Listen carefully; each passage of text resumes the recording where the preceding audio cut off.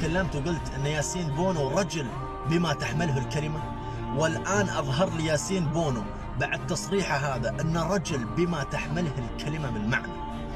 رجل فحل. الهلال ما كسب أي نجم، الهلال كسب أفضل حارس بالملعب وخارج الملعب، وكسب رجل فحل وأسد بالملعب وخارج الملعب. رجل أسد. منو فينا الآن لا يهتم للحفلات أو لا يهتم للجوائز الفردية حقت كرة القدم؟ ما في أحد لاعب كرة قدم يرفض هذا الشيء، ولكن ياسين بونو رفض هذا الشيء لأن الرجل لا يحب الحفلات. رجل أهم شيء عنده كرة القدم، ورجل مثل ما قال واقعي هو نادي الهلال، وأنا لا أهتم بالحفلات.